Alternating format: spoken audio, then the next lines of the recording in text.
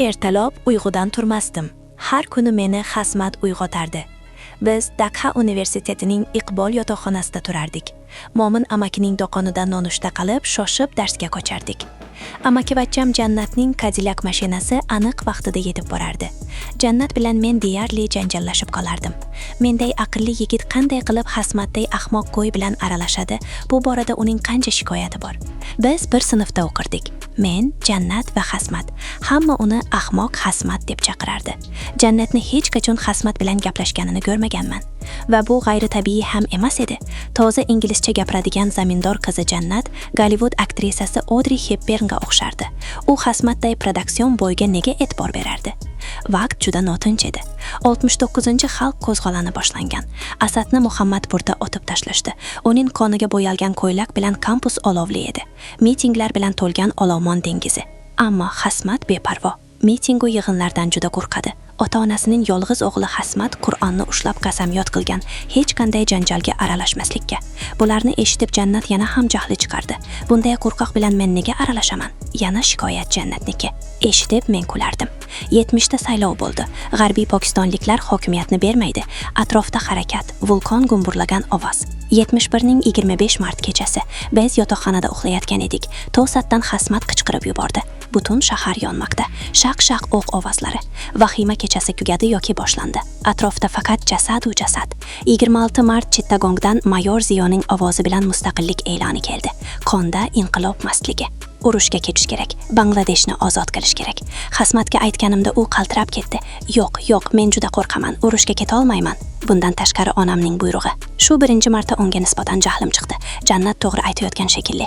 Oxiri men urushga ketmadim. Mening bo'lajak qaynotam Pokiston hukumatining qo'shma kotibi edi. Shunga ko'ra Pokistonga qarshi qurol ko'tarish mumkin emas. Che va Fidel Castro ruhi mantiqqa yutqizdi. Avgust oyining birinchi haftasi to'satdan Xasmat bilan ko'rishib qoldim. Tikan soqol, belbog' bilan yuzi berkitilgan, qo'lida SMG. Mening hayratlanarli nigohimni tushunib u dedi: "Sabuchni ular o'ldirishdi." Sabuch degani kafeteriyadagi o'sha yetim bola, kichkinagina bizga ovqat uzatardi.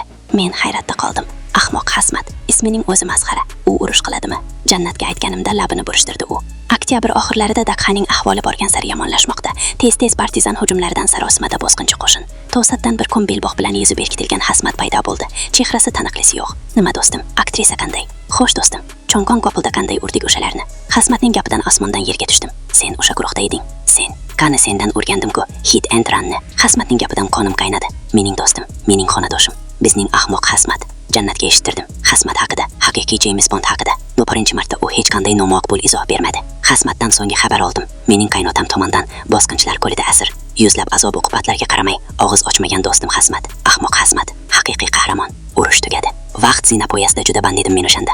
Angliyada. Jannatning bir nemisga turmushga chiqqani. Ko'p vaqt o'tib, deyarli 7 yil bo'ldi. Tadqiqot ishi bilan Germaniyaga borishga to'g'ri keldi. Jannatga telefon qilganimda, u juda qattiq uyiga kelishimni so'radi. Qo'ng'iroq tugmasini bosdim. Eshikni 5-6 yoshar bir shahzoda ochdi. Chehrasida nemis qoni izlari, ammo ko'zlari juda qop-qora, juda tanish. Ko'rgan sahoda gilinadi. Bu ko'zlari Bangladeshniki. Bu ko'zlari mening xonadoshimniki. Xasmat, ey Xasmat, qayerda sen? Toza bengal tilida qichqirdi Jannat. Ko'z oldimda Jannat, mening amakivachcham, mening do'stim, bizning Audrey Hepburn. Katta mehr bilan bolani bag'riga oldi Jannat. Men uning ko'ziga qararim. Jannatning ko'zida yosh. Erkak kishining ko'ziga yosh kelishi qo'rqlik belgisi. Shunday bo'lsa ham 2 tomchi yosh qachon bilmay yuzimdan oqdi. Bir lahzada ko'z bilan ko'zga tushib ko'p gaplashdik. Yaratguvchi bu koinotni ulkan bir sir bilan yaratgan.